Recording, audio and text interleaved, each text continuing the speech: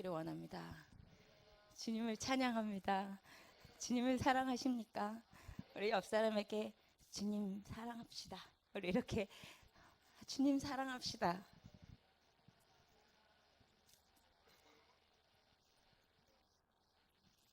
아멘. 우리 함께 나누실 말씀은 누가복음 5장입니다.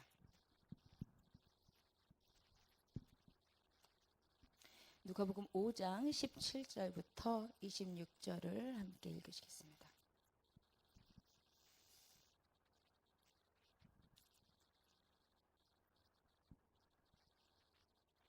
누가복음 5장 17절에서 26절 다 찾으셨으면 무슨 의미인지 잘 생각하시면서 우리 한 절 한 절을 다 같이 읽으시겠습니다. 시작. 하루는 가르치실 때에 갈릴리의 각 마을과 유대와 예루살렘에서 온 바리새인과 율법 교사들이 앉았는데 병을 고치는 주의 능력이 예수와 함께 하더라. 한 중풍병자를 사람들이 침상에 메고 와서 예수 앞에 들여놓고자 하였으나 무리 때문에 메고 들어갈 길을 얻지 못한지라. 지붕에 올라가 기와를 벗기고 병자를 침상째 무리 가운데로 예수 앞에 달아내리니 예수께서 그들의 믿음을 보시고 이르시되 이 사람아 내 죄 사함을 받았느니라 하시니 서기관과 바리새인들이 생각하여 이르되 이 신성 모독하는 자가 누구냐? 오직 하나님 외에 누가 능히 죄를 사하겠느냐? 예수께서 그 생각을 아시고 대답하여 이르시되 너희 마음에 무슨 생각을 하느냐? 내 죄 사함을 받았느니라 하는 말과 일어나 걸어가라 하는 말이 어느 것이 쉽겠느냐? 그러나 인자가 땅에서 죄를 사하는 권세가 있는 줄을 너희로 알게 하리라 하시고 중풍병자에게 말씀하시되 내가 내게 이르노니 일어나 내 침상을 가지고 집으로 가라 하시매 그 사람이 그들 앞에서 곧 일어나 그 누웠던 것을 가지고 하나님께 영광을 돌리며 자기 집으로 돌아가니 모든 사람이 놀라 하나님께 영광을 돌리며 심히 두려워하여 이르되 오늘 우리가 놀라운 일을 보았다 하니라. 아멘. 아멘. 우리가 예전에 한참 전에 누가복음 5장 16절까지를 함께 보고 이제 출산 관계로 중단을 했었습니다. 그때 내용은 무엇이었냐면 예수님께서 갈릴리로 오셔서 다시 사역을 시작하시니까 병든 자가 낫고 귀신 들린 자가 쫓겨가고 하니까 예수님이 갑자기 유명해지셨어요. 그래서 사람들이 막 예수님께 몰려오는데 예수님은 그것에 좌우되지 않으시고 한적한 곳에 물러가셔서 기도하셨더라. 그것이 우리가 마지막으로 보았던 말씀이었습니다. 생각이 안 나시죠? 예. 그 상황이에요. 지금 그 상황이 계속되는 것입니다. 오늘은 예수님께서 어떤 사람의 집에 들어가셨어요. 이 집이 어디였는지는 모르지만 학자들은 아마 베드로의 집이었을 것이다. 그렇게 추측을 합니다. 그런데 이 집에서 예수님께서 복음을 전하시는데 병든 자를 고치시는 예수님이 오셨다니까 사방에서 또 사람들이 몰려와서 꽉꽉 찬 거예요, 집이. 특히 누가 왔냐면 중풍병자가 왔어요. 중풍병자라고 번역되어 있지만 원어상으로는 마비된 자 이렇게 되어 있습니다. 온몸이 마비된 자를 사람들이 데리고 온 거예요. 그래서 그 마비된 자를 주님께서 치료해 주시는 역사가 오늘 기록된 본문의 말씀입니다. 오늘 본문을 보시면서 가장 무엇보다도 먼저 우리가 봐야 될 것은 능력의 이름 예수 그리스도예요.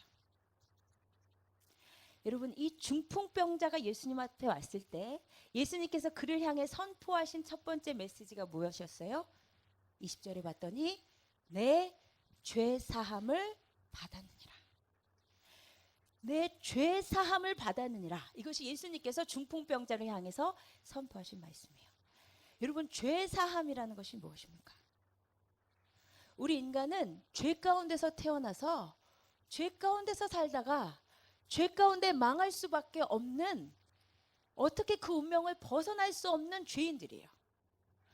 그런데 구원자 예수 그리스도께서 오셔서 하시는 첫 번째 일은 뭐냐면 죄 가운데 신음하는 우리에게 죄 사함을 선포해 주신다는 거예요.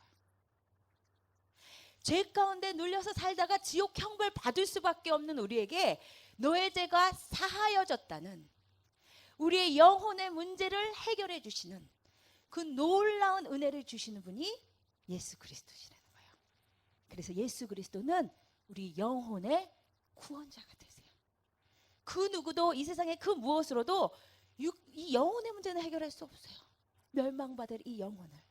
그런데 예수님은 그 영혼의 문제를 해결해 주시는 분이시라는 것입니다. 그런데 중요한 것은 예수님께서 이 중풍병자에게 죄사함만 선포하고 가버리신 것이 아니에요. 그렇죠? 예수님께서 죄사함을 주시고 그 다음에 해주신 일이 무엇이에요?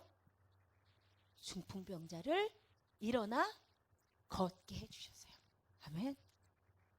이것은 무엇이겠어요? 중풍병자에게 있어서 가장 소원이 무엇이겠어요? 일어나 걸어보는 것일 거 아니에요. 일어나 걷는 그 자신의 가장 큰 소원, 그 육신의 문제를 예수님께서 무시하지 않으시고 그것도 해결해 주셨다는 거예요.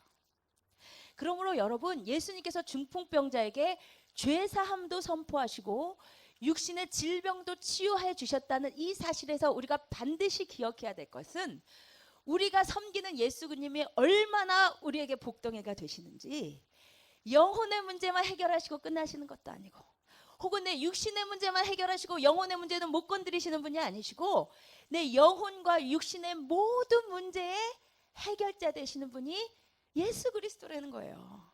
예수 그리스도가 얼마나 좋으냐는 거예요. 예수 그리스도를 알고 예배할 수 있는 여러분이 얼마나 축복받으셨냐 이거예요. 아멘. 근데 어떤 사람은 주님께서 영혼이 오면 먼저 그 영혼의 문제가 우선이에요.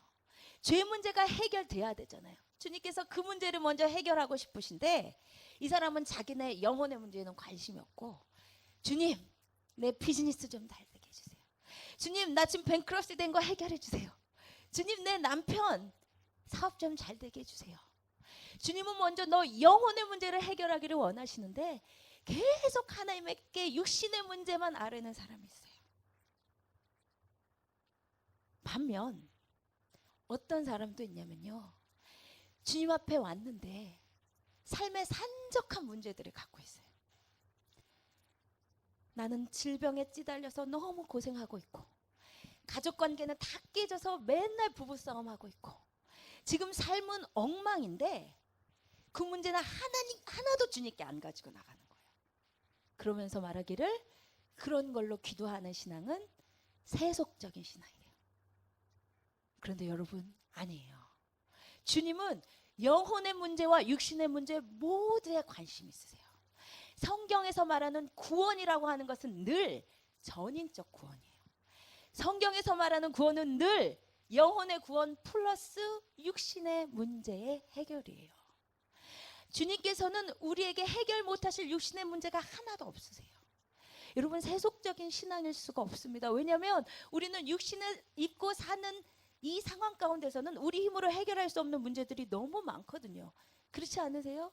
하루 동안에 우리 힘으로 해결할 수 없는 문제가 너무너무 많은데 그것을 주님 앞에 안 가지고 나아간다. 그것은 오히려 교만이며 불신앙이에요.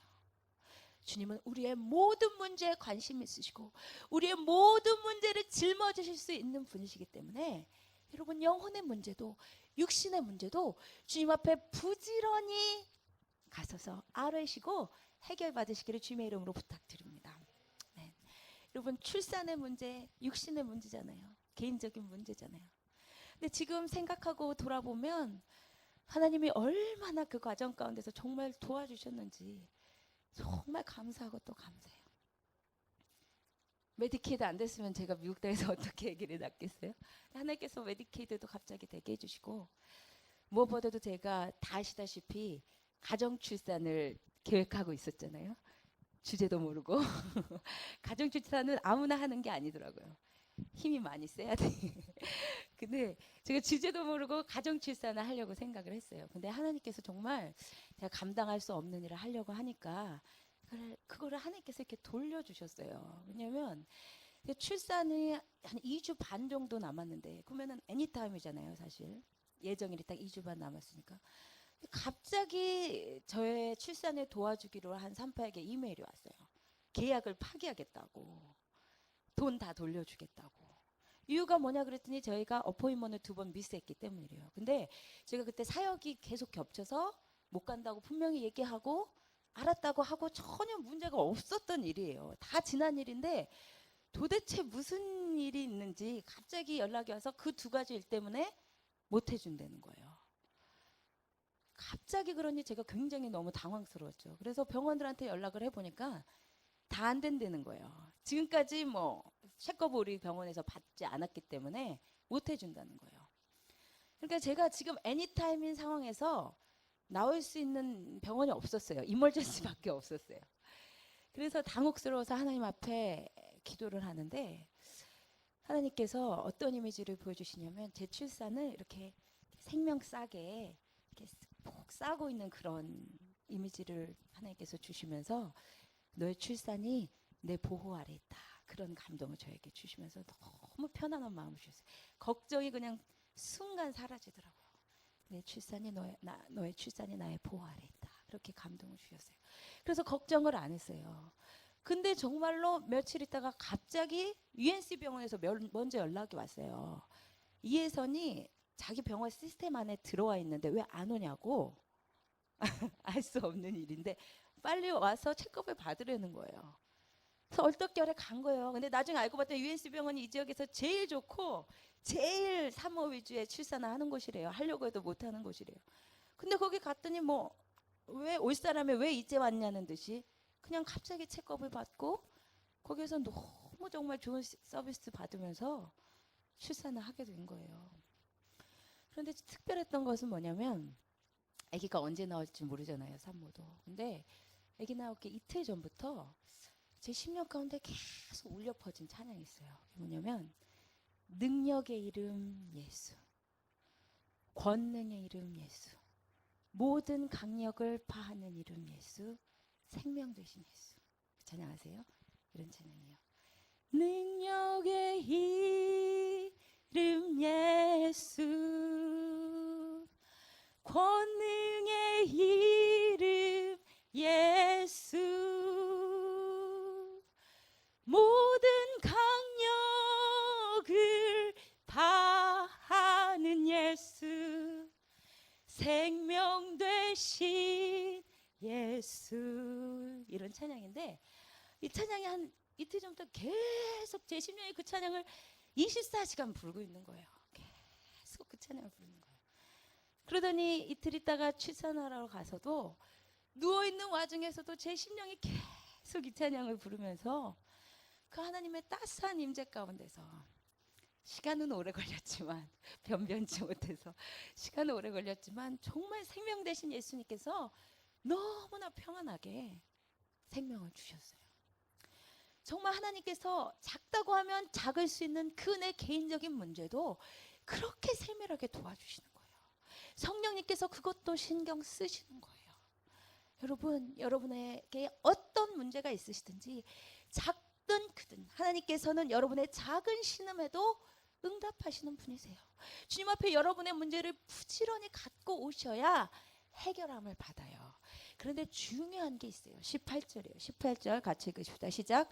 한 중풍병자를 사람들이 침상에 메고 와서 예수 앞에 들여놓고자 하였으나 19절 무리 때문에 메고 들어갈 길을 얻지 못한지라 지붕에 올라가 기와를 벗기고 병자를 침상째 무리 가운데로 예수 앞에 달아내리니 18절과 19절에서 반복되는 단어가 뭐냐면 예수 앞에라는 단어예요.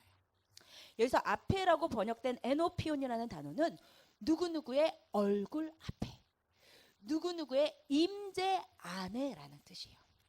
여러분, 예수 그리스도는 우리 육신과 영혼의 문제를 다 해결하실 수 있는데 누가 그 능력을 체험할 수 있냐면 예수 앞으로 가는 사람, 예수님의 얼굴 앞으로 가는 자예요. 예수님의 임재 가운데로 들어가는 자예요.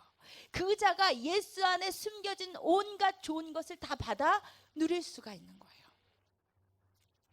여러분, 태어나서 평생 예수 이름 한 번도 못 들어보고 죽는 사람도 불쌍하지만 어찌 보면 그 사람보다 더 불쌍한 사람은 누구냐면 매주 나와서 예배는 드리는데, 매주 나와서 찬양은 하고 봉사는 하고 성경은 읽는데 한 번도 예수 그리스도의 얼굴 앞에 가본 적이 없는 사람, 한 번도 예수님의 임재 안으로 들어가 보지 못한 사람, 그 사람이 정말 불쌍한 사람이에요. 왜냐하면 능력은 예수 그리스도의 임재 안에 있기 때문입니다. 여러분, 예수 그리스도 뵈러 왔으면서도 멀찌감치 서서 가볼까 말까 재는 사람에게 능력이 나타나는 것이 아니에요. 멀찌감치 서서 관찰자로 있는 사람에게 예수님의 능력이 나타나는 것이 아니에요. 예수 그리스도의 임재 안으로 담대하게 달려 들어가는 그 사람에게 예수 그리스도 안에 있는 놀라운 능력이 체험됨을 믿으시기를 바랍니다. 그래서 성경은 하나님의 얼굴을 구하래요. 하나님의 임재를 구하래요. 우리 호세아 5장 15절 함께 읽으십시다. 시작. 내가 내 곳으로 돌아가서 저희가 그 죄를 뉘우치고 내 얼굴을 구하기까지 기다리리라. 아멘. 하나님께서 당신의 얼굴을 구하기를 기다리시는 거예요. 그래서 저들이 내 얼굴을 구하기까지 내가 기다리겠다 말씀하세요. 역대하 7장 14절 함께 읽으십시다. 내 이름으로 일컫는 내 백성이 그 악한 길에서 떠나 스스로 겸비하고 기도하여 내 얼굴을 구하면 내가 하늘에서 듣고 그 죄를 사하고 그 땅을 고칠지라. 아멘. 하나님께서 내 얼굴을 구하면 내가 듣고 너희의 죄를 사하고 너희를 고친다고 약속하셨어요. 하나님의 얼굴을 구하래요. 하나님의 임재를 구하라는 말이에요. 아멘. 여러분, 주님의 얼굴을 구하시는 여러분 되시기를 축복드립니다. 제일 축복된 분이에요. 주님의 얼굴 구할 줄 아는 사람, 주님의 임재 구할 줄 아는 사람. 여러분, 예배드리러 오셨으면 다른 거 다 중요하지 않아요. 누가 왔고 갔고 누가 다 중요하지 않아요. 중요한 것은 주님의 임재를 경험하는 거예요. 여러분, 기도하실 때, 하루를 살 때 제일 중요한 거 하나님의 얼굴 구할 줄 아는 사람, 주님의 얼굴 빛 안에서 걸어 다닐 줄 아는 사람, 그 주님과 동행할 줄 아는 사람이 제일 행복한 사람입니다. 여러분, 주님의 얼굴 구하시는 여러분 되시기를 주님의 이름으로 부탁드립니다. 아멘, 아멘. 그러면 우리 이제 이 본문의 말씀 스토리 속으로 좀 자세히 들어가 보십시다. 이렇게 상상해 보시면 좋을 것 같아요. 만약에 우리가 사는 동네에 손을 대기만 하면 질병이 낫는다는 예수라는 분이 오셨다고 해보세요. 그럼 여러분 어떻게 하시겠어요? 무슨 일 있어도 가야죠. 무슨 일 있어도 가야 돼요. 저 같으면 어떻게 할 거냐면 밤을 새고 무슨 일 있어도 제일 먼저 가야지 하고 돈 트자마자 달려갈 거예요. 달려가서 사람들이 먼저 와 있다 하면 틈 사이를 어떻게 해서든지 비집고 excuse me도 안 하겠죠. 들어가가지고 제일 앞자리에 앉은 거예요. 그리고 예수님한테 어떻게든 튀어야 되니까 아멘 제일 큰 소리로 하면서 예수님이 내 얼굴 좀 나 좀 익혀주시기를 바라고, 그죠? 머리 디밀고 어떻게든 안수 받아보려고 할 거예요. 그죠? 병을 낫게 해준다는데 뭔 병을 위해서 치유받을까 온몸을 살펴보고 정 아픈 데가 없으면 산후 회복을 위해서라도 기도를 받아봐야지 할 거예요. 그죠? 내가 별로 정 아픈 데가 없으면 오 목사님 꼬셔가지고 어떻게든 싫다는데 싫어하겠죠. 데리고 가가지고 우리 남편이 평생 소화불량의 변비로 고생하는데 안수 한 번만 해주세요 할 거예요. 그죠? 우리 남편이 정 안 된다면 2딸 데리고 가겠죠. 아라엘라 데리고 가서 한 번이라도 어떻게 안수 받아보려고. 그죠? 이것이 대부분의 사람들이 하는 행동입니다. 그죠? 지금도 웬만큼 유명하다는 치유 집회에 가면 일어나는 풍경이에요. 사람들이 많이 몰려와서 어떻게든 안수 내가 한번 받아보려고. 그런데 오늘 이 집에도 똑같은 일이 일어나고 있었던 거예요. 수많은 무리들이 어떻게든 안수 한번 받아보려고, 어떻게든 내 병 고침 한번 받아보려고 가득 차서 꽉꽉꽉꽉 메우고 있었어요. 그런데 이 가운데 특별한 사람들이 있었다는 말입니다. 그 사람들이 누구예요? 중풍병자를 메고 온 사람들이요.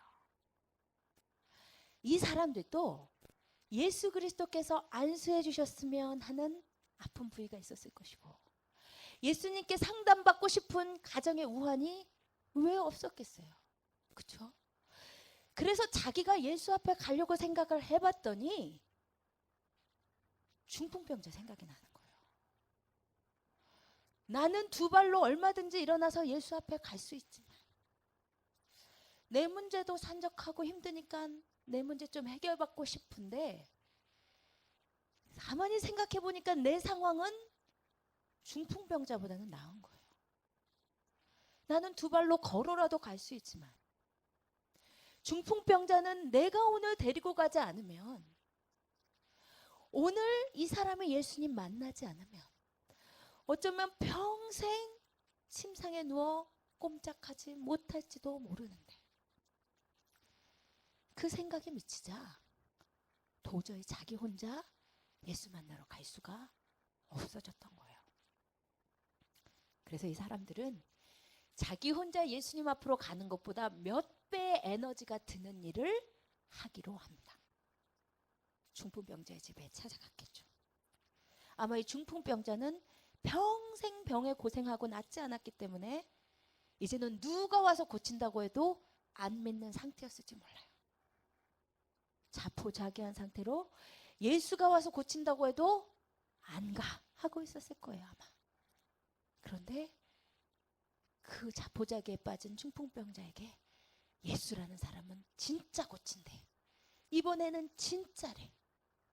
그 싫다는 사람 억지로라도 설득해서 사람들 불러 모아가지고 그 침상을 들고 가는 거예요. 가다 보니까 너무 무거워. 성인이 탔고 침상째 메었으니 얼마나 무거웠겠어요? 그러나 이 사람이 예수 앞에 꼭 가야 된다는 생각으로 땀을 뻘뻘 흘리며 예수 앞에 데리고 가는 거예요. 가다가 생각하니까 사람들이 많을 것 같아. 그래도 이 중풍병자를 보면 아마도 비켜주겠지 생각하면서 걸어갔을 거예요. 겨우 예수님이 계시는 집에 도착을 했는데, 아니나 다를까 수많은 사람들이 꽉꽉 막고 있어서 예수께 갈 수가 없었어요. 본인들 생각에는 비켜줄 줄 알았는데 놀라운 것은 안 비키는 거예요. 20절 18절 19절 함께 읽으십시다. 시작. 한 중풍병자를 사람들이 침상에 메고 와서 예수 앞에 들어놓고자 하였으나 무리 때문에 메고 들어갈 길을 얻지 못한지라. 중풍병자를 메고 오는 사람들은 이렇게 가다 보면 사람들이 중풍병자를 보면 비켜주겠지 했어요. 근데 무리들이 안 비키는 거예요. 이 상황에서 어떻게 하겠어요? 포기할 수는 없어요. 왜냐하면 지금 이 사람은 너무 중한 인생의 문제에 시달리고 있잖아요. 오늘이 아니면 평생 누워있을지도 모르는 형제잖아요.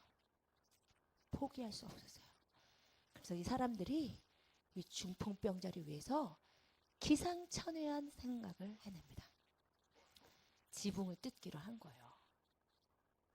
물론 유대인의 지붕이 평평해서 불가능한 것은 아니지만 혼자 올라가는 것도 아니고 사람 침상째 가지고 지붕 위로 올라가는 게 쉬웠겠어요?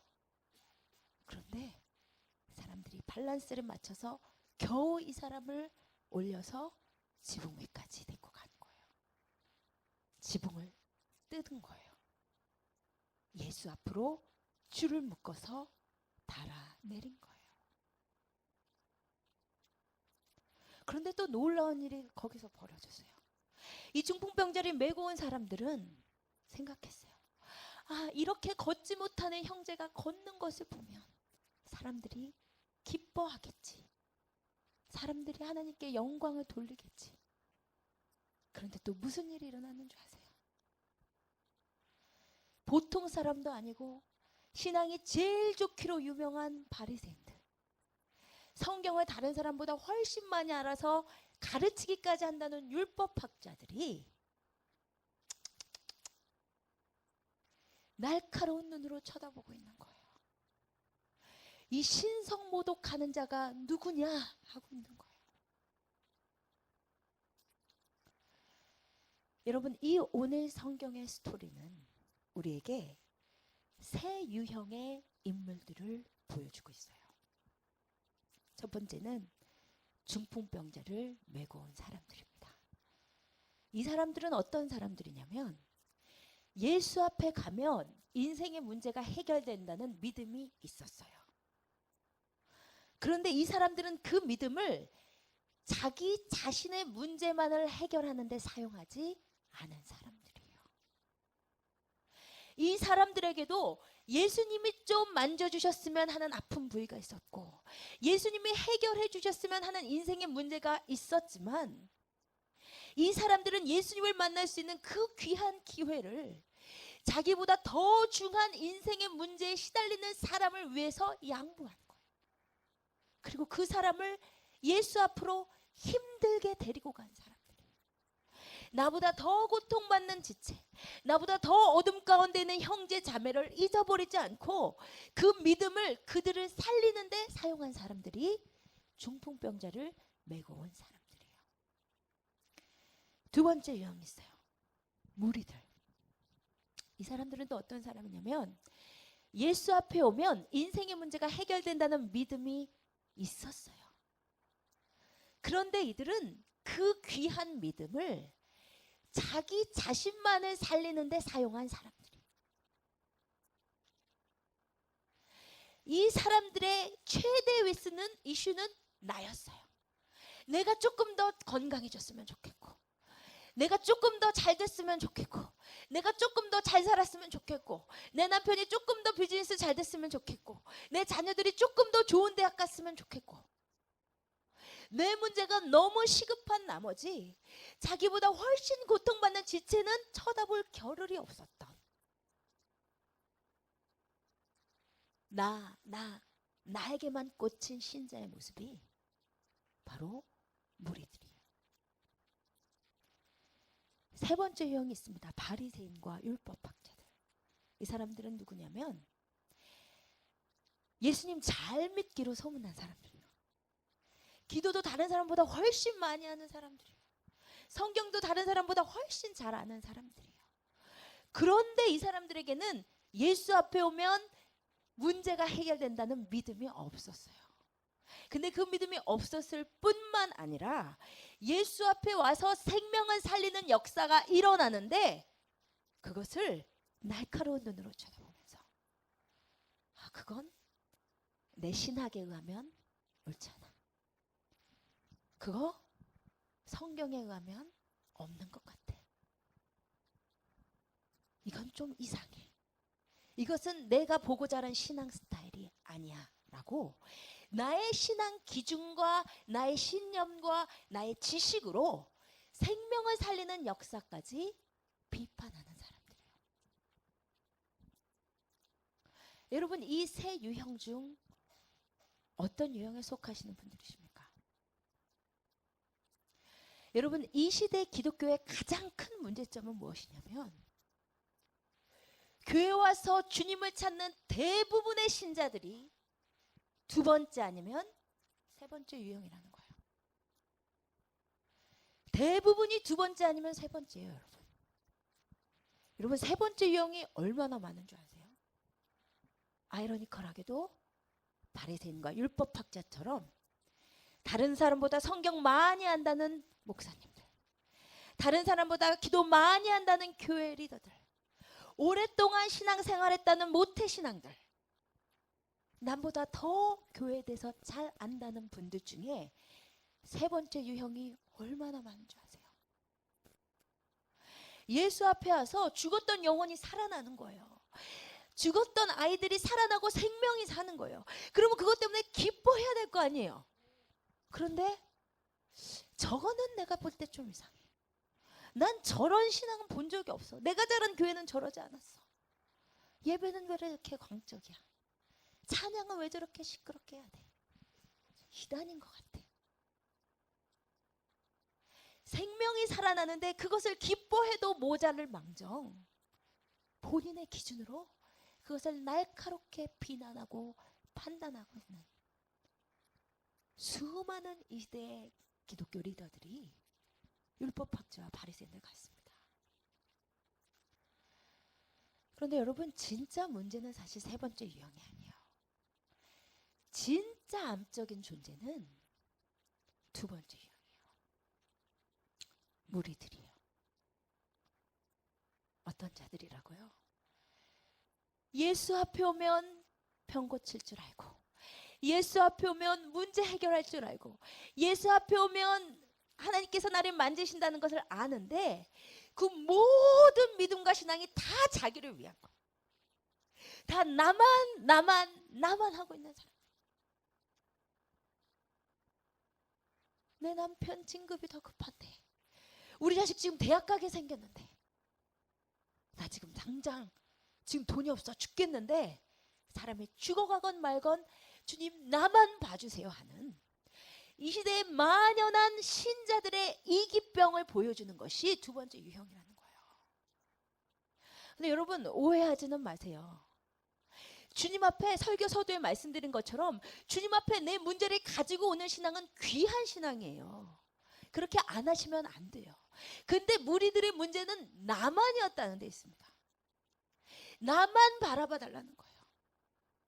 사람은 죽어가던 말던 나만 신경 써주시라는 거예요. 나 좀 더 케어해 주시라는 거예요.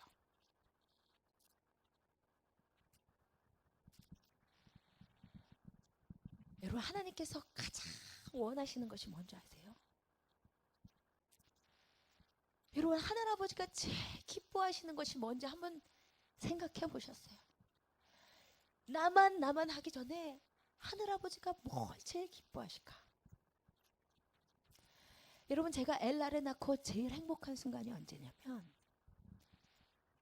옆에 나온 그 새 생명이 충분하게 편안한 잠을 자고 나서 눈을 뜨고 저를 보고는 얼굴 하나 가득 웃어줄 때,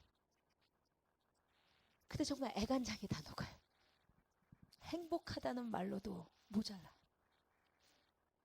너무너무 행복한 거예요. 새 생명이 내 앞에서 숨쉬고 있다는 게요.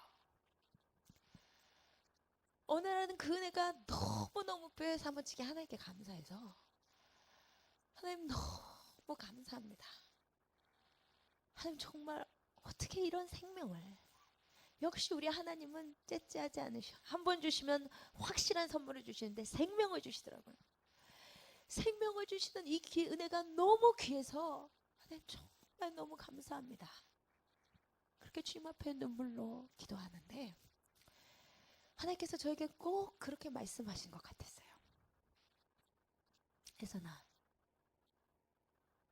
너희 생명 너무 귀하지? 이 새 생명 너에게 너무 귀하지 않니?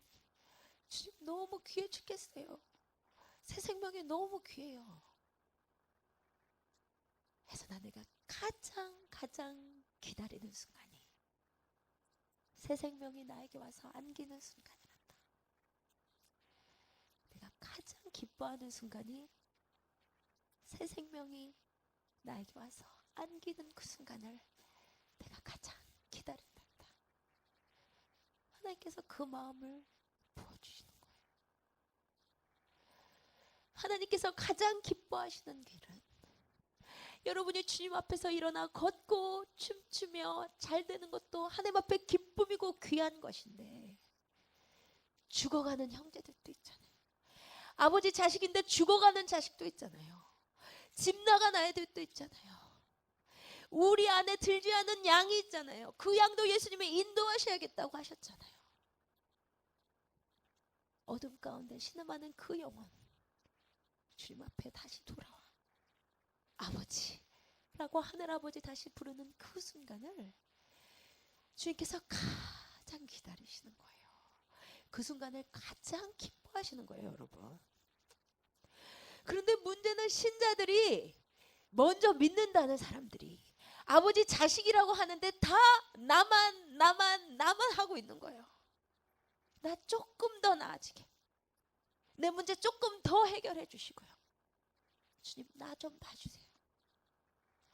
여러분, 근데 놀라운 건 뭔지 아세요? 놀라운 건 20절이에요. 여러분, 20절 같이 읽으십시다. 시작. 예수께서 그들의 믿음을 보시고 이르시되 이 사람아 내 죄사함을 받았느니라. 여러분, 이상하지 않으셨어요? 그들의 믿음을 보셨대요. 무슨 말이에요?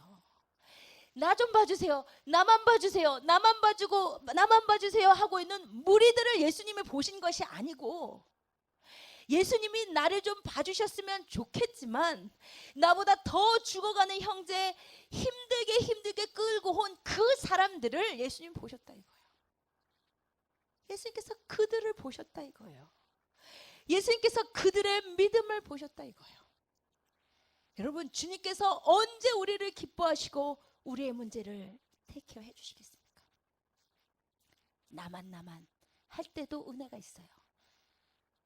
우리 주님은 좋은 주님이시니까. 우리가 아버지 마음 몰라드리고 나만 할 때도 은혜 주시는데,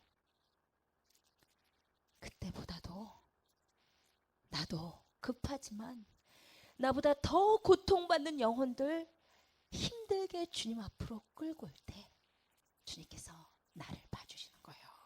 주님께서 내 믿음 봐주시는 거예요. 내가 주님의 마음을 시원케 해드리는 일을 하면 주님이 내 일을 해주시는 거예요. 여러분, 오늘 본문의 말씀처럼 온몸이 꽁꽁 마비되어서 자기의 힘으로는 주님 앞으로 돌아올 가망성이 없는 영혼들이 우리 주위에 얼마나 많습니까? 한 명은 있잖아요. 눈이 꽁꽁 마비되고, 생각이 꽁꽁 마비되고, 귀가 꽁꽁 마비되고, 마음이 꽁꽁 얼음장처럼 얼어붙어서 누군가가 정말 힘들게 끌고 오지 않으면 예수 앞으로 올 가능성이 없는 영혼들, 완전히 마비되어 누워있는 영혼들 우리 주위에 있지 않습니까? 여러분, 그 영혼들 끌고 오는 일은 고역이에요. 중풍병자를 메고 온 사람들이 얼마나 수고했을지 상상해 보세요. 혼자 내 힘으로 나 혼자 걸어오는 것에 비해서 몇 배 노력이 필요한 일이에요. 죽어가는 한 형제 데려오려면요. 여러분, 그런데 원래 생명은 낳는 일이 고역인 거예요. 주님께서 해산의 수고를 우리에게 감당하게 하시면서 알려주시는 것은 생명을 낳는 일은 고역이다 이거예요. 생명이 쉽게 낳아봐요. 누가 못 낳겠어요. 생명은 낳는 거, 예수 이름 귀가 꽉꽉 막혀서 안 듣는 영혼 듣게 해서 데리고 오는 것은 고역이에요. 그런데 내가 그렇게 힘에 겨워도 나보다 더 고통받는 영혼 데리고 오면 주님께서 그 믿음을 정말 귀히 봐주시는 거예요. 여러분 가운데는 이렇게 말씀하시는 분들이 계실 거예요. 아, 네, 그 사람이요, 내 남편, 우리 시부모님 얘기하셨어요. 내 자녀들, 내 친구, 내가 아무리 전도해도 안 돼요. 전도 한두 번 한 거 아니에요. 전도 아무리 해도 그 사람들은 안 돼요 라고 말씀하시는 분들이 계실지 모르겠어요. 여러분, 그런데요, 어떤 영혼은 너무 마비된 상태가 심해서 나 혼자 들어서는 안 되는 사람들이 있어요. 그러나 우리는 최소한 침대 내 귀퉁이 중 한 귀퉁이는 드는 사람이 될 수 있다고요. 지금 오늘 내 전도로는 아무리 해도 안 들어먹혀도 내가 한 전도가 침대 한 귀퉁이 든 것이 되어서 언젠가 하나님께서 사람들을 더 붙이셔서 그 사람을 일으켜 세울 수도 있다는 거예요. 제가 중학교 때부터 끈질기게 기도하고 전도한 친구가 있어요. 절대 안 들어먹어요. 근데 이 친구가 성인이 돼서 메일이 왔어요. 나 이제 예수 믿는다고. 아니 내가 복음을 전할 때는 절대 안 들을 것 같았는데 내가 전할 때는 안 됐지만 그것이 씨앗을 뿌린 것이 되어서 씨 뿌리는 자도 있고요. 물 주는 자도 있고요. 거두는 자도 있어요. 내가 씨를 뿌릴 때는 아직 거둘 시기는 아니었지만 그것이 씨를 뿌린 것이 되어서 그것이 침대 한 귀퉁이라도 든 것이 되어서 그 마비되어 꽁꽁 주님 앞에 올 가능성이 없던 자도 주님 앞에 가더라는 거예요. 여러분 안 된다고 말씀하지 마세요. 여러분이 지금 전할 때는 안 되더라도 주님께서 어떤 영혼들도 더 붙이셔서 그 사람을 일으켜 세우실 수 있는 거예요. 여러분 중요한 것은 여러분이 죽어가는 형제들을 향해서 안타까운 눈을 여전히 뜨고 계시냐 하는 것입니다. 여러분 저는 오늘 이 말씀을 선포하는 것이 너무 부끄럽고 하나님 앞에 죄송스럽고 찔리고 그렇습니다. 강해 설교가 안 좋은 점이 있는 것 같아요. 주제 설교를 하면 지금 내가 삶 가운데서 잘 실천하고 있는 말씀, 내가 자신 있게 선포할 수 있는 말씀만 골라서 설교하면 될 텐데 강해 설교를 하려다 보니까 지금 내가 읽기만 해도 마음에 찔리는 이 본문도 이렇게 선포를 해야 되는 거더라고요. 저도 이 말씀을 준비하면서 내가 새 유형 중 누구인가 봤더니 내 머리와 내 생각과 내 마음과 열정은 중풍병자를 메고 오는 사람들이고 싶은데 지금 내 삶은 무리들 같을 때가 많아요. 지금 내가 벅차다고, 지금 내가 풀이라고 죽어가는 줄 알면서도 나만 하고 있을 때가 너무 많더라고요. 저도 한때는 정말 중풍병자를 메고 온 사람들 같았던 때가 있었던 것 같아요. 한국에서 솔로였을 때 특히 신학교 다닐 때는 정말 죽어가는 영혼들이 너무 마음이 아픈 거예요. 그래서 혼자 삼각산에 올라가서 하나님, 이 서울시에 죽어가는 영혼들 어떻게 해야 살아나는 겁니까? 하나님, 내가 이 영혼 돌아오게 하는데 하나님, 내가 어떻게 해야 되겠습니까?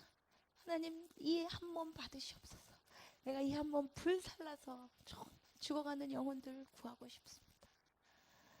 그렇게 하나님 앞에 영혼들 때문에 울고 골목골목 걸어다니면서 기도해주고 예수 이름 선포하고 다니고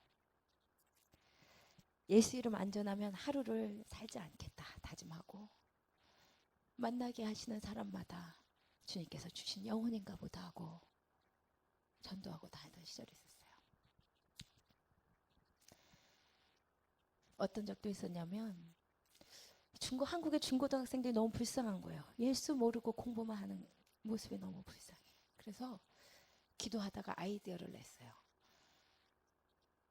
무료 영어 특강 강사 이혜선 그렇게 혼자 안 되는 솜씨로 전단지를 만들어가지고 그 추운 날씨에 집집마다 붙이고 다니는 거예요. 고등학교마다 찾아가서 선생님들 만나서 양해 구하고 사탕 붙여가지고 나오는 애들한테 하나씩 나눠주라고. 영어 무료로 가르쳐준 거라고. 그렇게 해서 모인 아이들한테 정말 바쁘고 힘들 때였지만 영어 가르치면서 복음 전하고 예수님 영접시키고 그렇게 살았었어요. 근데 그 무엇보다도 제가 사역하던 전도사로 사역하던 아버지 교회에서 제가 중고등부 청년부를 맡았었는데 정말 목숨같이 사랑하면서 그 영혼들을 섬겼습니다. 정말 내 생명같이 아꼈던 것 같아요. 그 영혼들 주님, 내가 이 아이들 얼마 되지 않은 이 아이들이 하나님의 기준대로 세워지는 것만 보면 제가 무슨 일이든 하겠습니다. 영혼들 위해서 제가 생명을 드립니다 하고 어디든 데리고 다니면서 함께 기도하고 전도하고 예수 그리스도 영접시키고 그렇게 안고 뜨겁게 눈물로 기도하면서 사역을 했었어요. 그런데 그 중에 제가 특별히 사랑했던 남매가 있어요.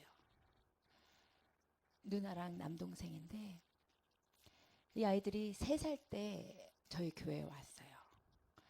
와서 이 아이들 유치원 썬데이스쿨 티처부터 제가 시작을 해서 이 아이들이 중고등학생이 됐을 때 제가 신학교를 가서 전도사가 됐던 거예요. 그러니까 저한테는 조카와도 같은 아이들이죠. 게다가 이 아이들은 어린 시절에 아버지가 뇌종양으로 돌아가셔서 홀어머니랑 살고 있는 아이들이었기 때문에 특별히 제가 사랑하고 케어를 했었어요. 정말 그 누남매가 정말 불우한 환경이었는데 어머니는 시장에서 물건 띄어서 트럭 장사를 하시고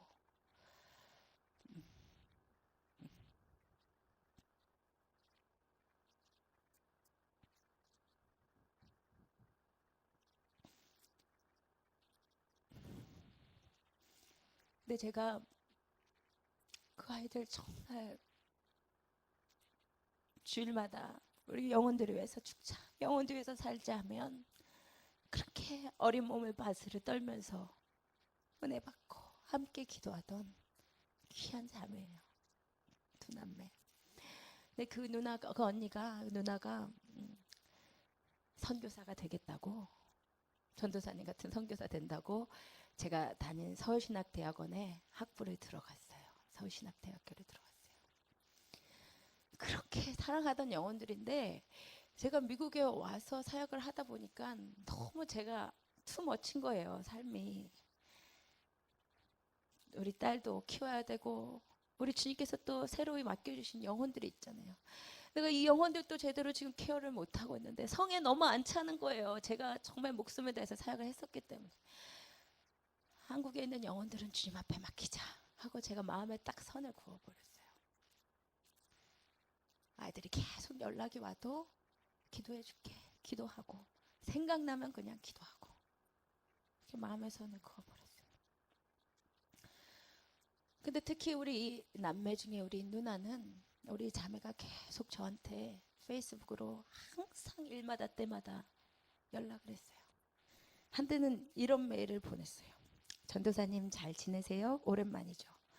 저는 어제 신앙 수련회를 마치고 집에 가던 길에 전도사님이 떠올라서 마음이 뭉클했어요.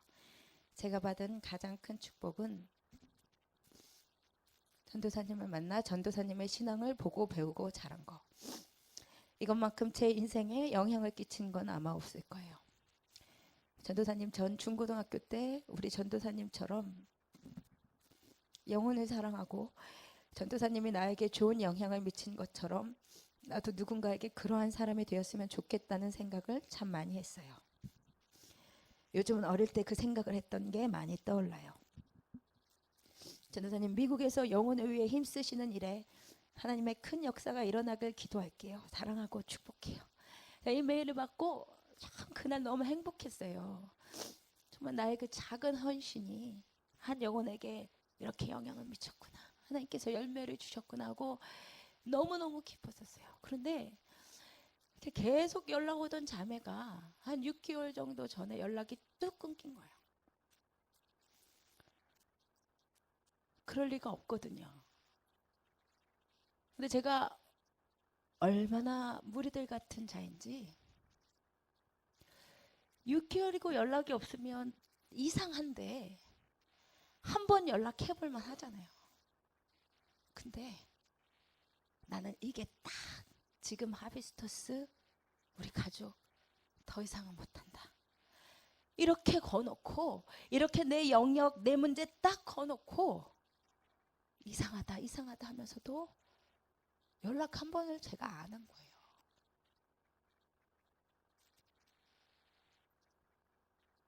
그랬는데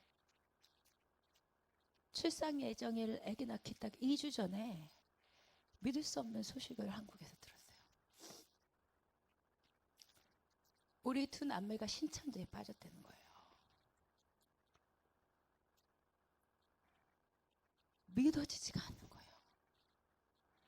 저랑 얼마나 영혼을 위해서 그 어린 몸 정말 흐느끼면서 소리도 없이 그렇게 흐느끼면서 영혼을 위해서 함께 기도하던 자매인데 믿을 수가 없는 거예요, 제가.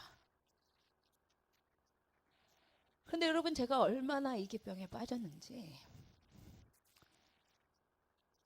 하나님, 제가 출산 2주 남았으니까 2주 있다 연락할게. 지금 좀 너무 힘들어요. 몸도 힘들고.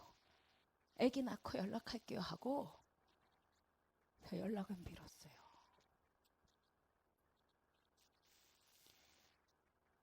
근데 아기 낳기 일주일 전에 제가 잠을 자는데 귀에서 막 사이렌이 울리는 거예요. 제가 깼어요.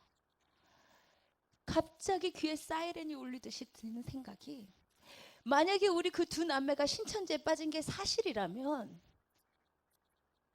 우리 그 사랑하는 어머니 집사님 택할 길은 자살밖에 없겠다는 생각이 드는 거예요. 평생을 불우하게 살아오신 분이거든요. 그러다가 다행히 예수 만나서 이 두 자녀들 평생 소원이 주님이라면서 사는 거, 그게 우리 집사님 평생 소원이었거든요. 남편마저 죽고 나서 새벽 2시면 일어나셔서 가락시장 가서 채소랑 생선 떼어다가 하루 종일 트럭에서 장사하시고, 새벽 4시 반에는 새벽 기도 오시고, 그 추운 몸 이끌고 하루도 빠짐없이 교회 와서 주님 만나고 기도하시던 우리 집사님, 제가 정말 사랑하는, 너무너무 사랑하는 우리 집사님, 그 힘들게 번 돈 힘에 지나도록 하나님께 바치시던 분이에요. 보니까 하나도 없어요.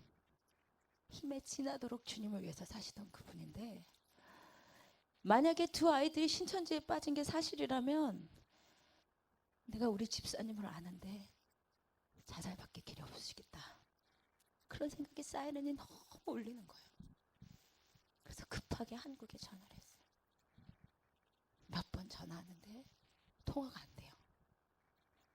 근데 여러분, 제가 정말 하나님께서 그날 저에게, 그날이었는지도 몰라요. 너가 해야 된다. 한국에서 안 하니까 너라도 해라 하셨는지 모르는데, 제가 몇 번 전화해보고 전화가 안 된다고, 하나님 지금 아기 나오기 얼마 전이잖아요, 좀 이따 하겠습니다. 제가 그날 몇 번 전화해보고는 전화를 더 안 했어요.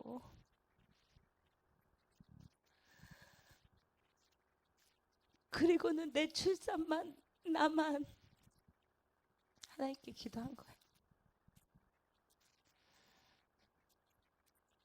근데 하필 아기 나오고 그날 밤에 소식을 들은 거예요.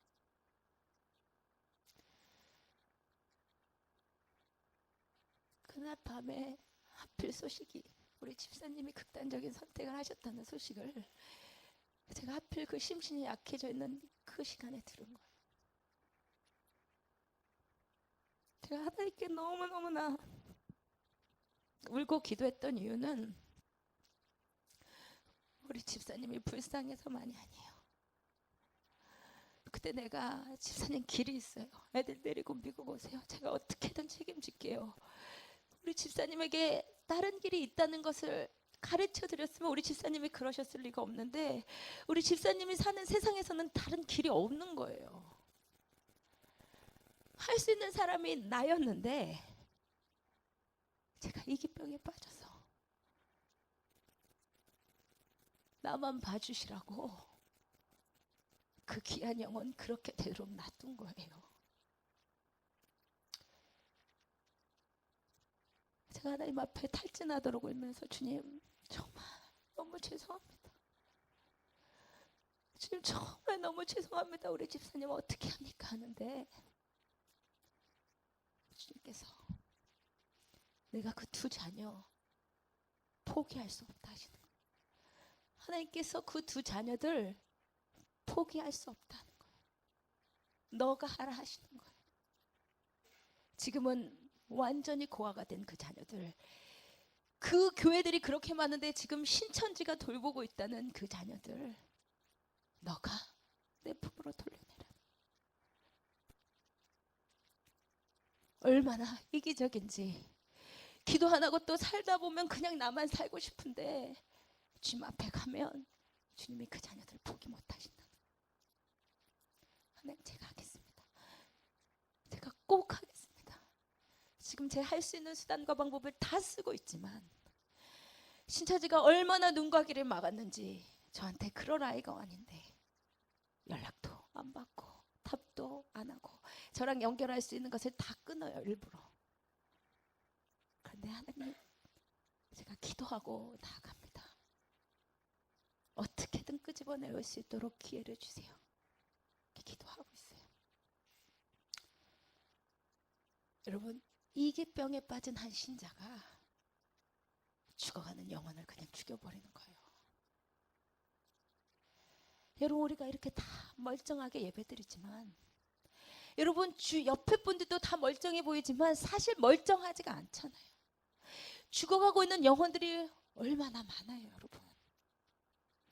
여러분 주위에 예수 이름 없으면 결국 끝내 그렇게 살다가 멸망받을 수밖에 없는 영혼이 얼마나 많아요, 여러분.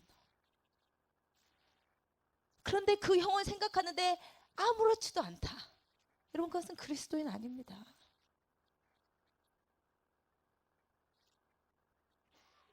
나도 벅차고 힘들지만, 지금 내 문제도 힘들지만, 최소한 예수 이름 모르는 영혼에게는, 최소한 가족에게는, 최소한 내가 아는 내 지인들에게는 예수 이름 전해주셔야 되는 것 아니겠습니까? 여러분, 무리들처럼 되지 맙시다. 저와 여러분 모두 인간은 이기적이어서 까딱 잘못하면 나만 봐달라고 하게 되어 있어요. 여러분, 그 이기적으로 변하는 내 마음을 주님 앞에 내려놓으시고 정말 죽어가는 영혼을 위해서 침대 한 귀퉁이 들어올리시는, 전화 한 통화 하실 수 있습니다. 문자 한 통화 보낼 수 있어요. 예수님이 너를 사랑하셔. 내가 너를 포기하지 않는다. 주님께서 반드시 너를 돌이키실 거야. 여러분, 여러분을 통해서 구원받은 영혼이 작년 한 해 몇 명이셨습니까? 여러분, 주님 앞에 결산할 날이 오는데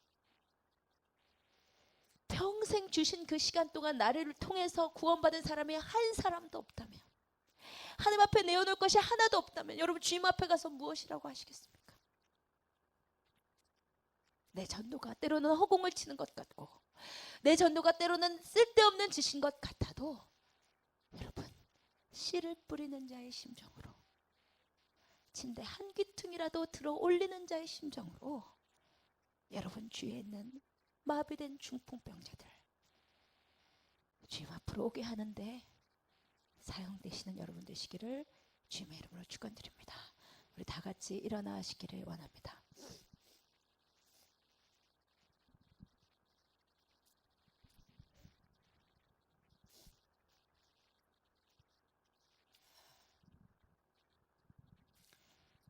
여러분, 이 시간 하나님 앞에 진지해지셨으면 좋겠습니다. 이 시간 하나님의 얼굴을 구하셨으면 좋겠습니다.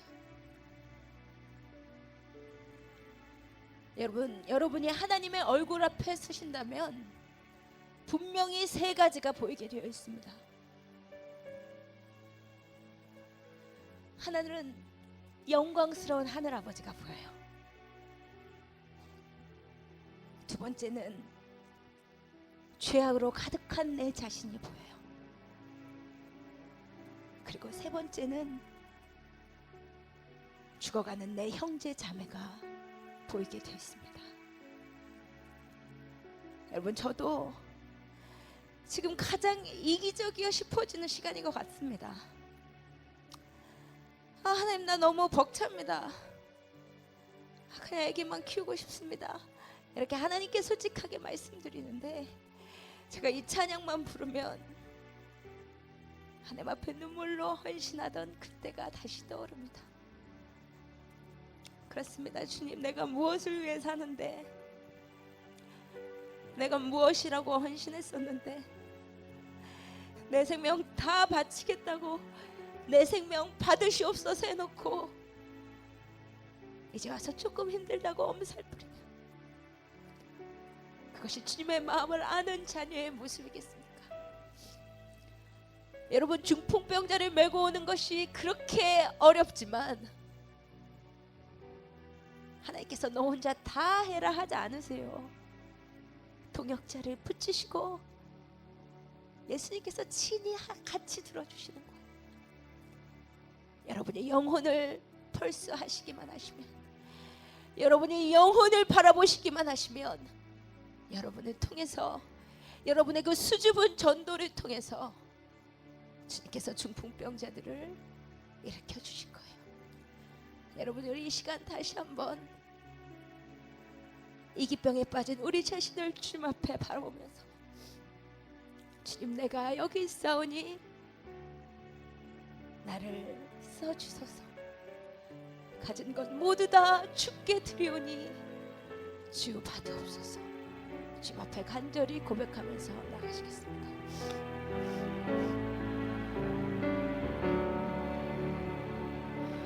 주님, 내가 여기 있사오니 나를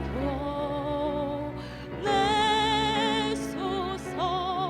가진 것 모두 다, 가진 것 모두 다 주께 드리오니 주 받으옵소서. 주님, 내가 여기 있사오니, 주님, 내가 여기 있사오니 나를 써주소서. 나를 써주소서.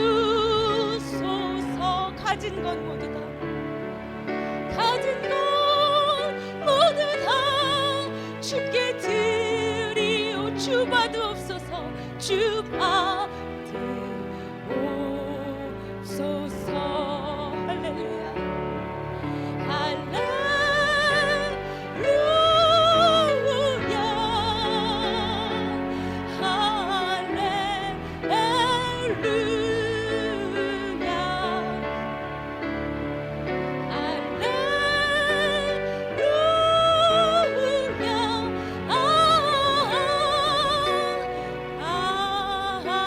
우리 다시 한번 찬양하십시다. 주님, 내가 여기 있사오니 나를 받으소서. 나를 받으소서. 나의 마음, 나의 몸, 나의 마음, 나의 몸 주께 드리오. 주 받으옵소서. 주 받으옵소서. 주님, 내가 여기 있사오니 나를 써주소서.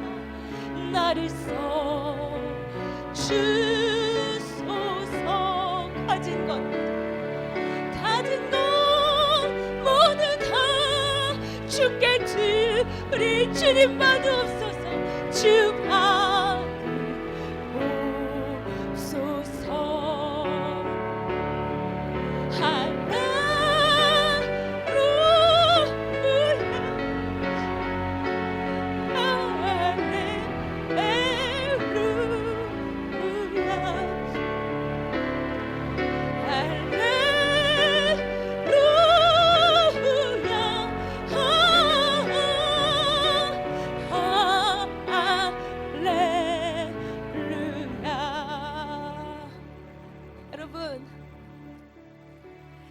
여러분, 하나님을 사랑하십니까?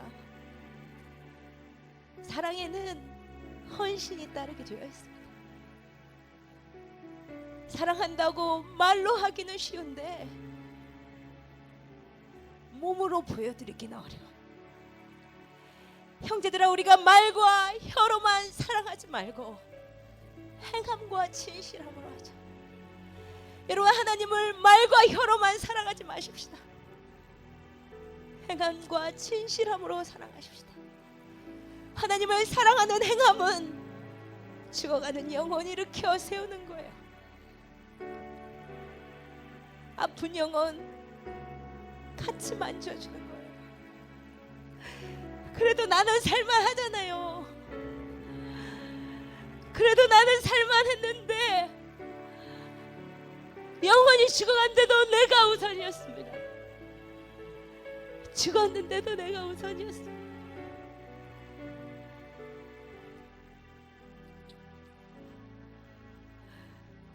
우리 가운데 죽어가는 영혼들, 하나님이 주신 시간이 언제까지인지 몰라요. 마음에 생각나는 영혼, 그 영혼을 위해서 침대에 한 귀퉁이를 드세요. 그 영혼을 위해서 복음의 씨앗을 뿌리시기를 원합니다. 여러분, 주님 앞에 하나님, 내가 그 일에 헌신하겠습니다. 주님이 다 주셨으니 나를 보아주시고 나를 만져주시고 나를 사용하여 주시옵소서. 결단하시면서 다시 찬양하십시다. 주님, 내가 여기 있습니다. 주님, 내가 여기 있사오니 나를 받으소서. 나를 받으소서.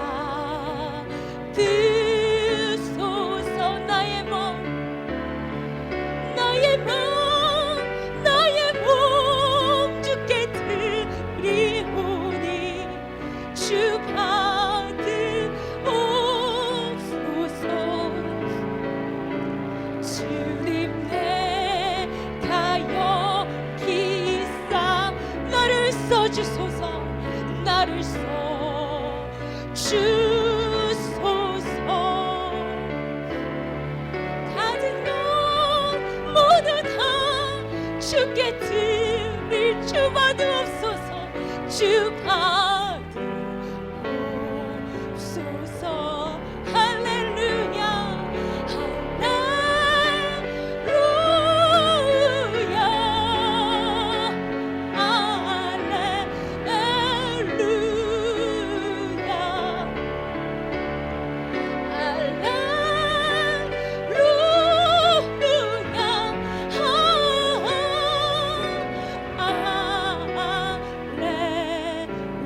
할렐루야. 여러분, 이 시간 하나님, 이기심에 빠진 나를 용서하여 주시고 나만 만져달라고 하는 무리들 같았던 것을 주님 좀 용서해 주시옵소서. 하나님, 며칠이 가고 몇 달이 가도 죽어가는 영혼 위해서 한 번 중보하지 않고 내 죽어가는 남편, 내 죽어가는 아내, 내 죽어가는 자녀, 내 죽어가는 부모, 내 죽어가는 친구들 알면서, 급한 줄 알면서 내가 먼저 했던 것 주님 용서해 주시옵소서. 우리가 주님 앞에 회개하면서 나가십시다. 아버지,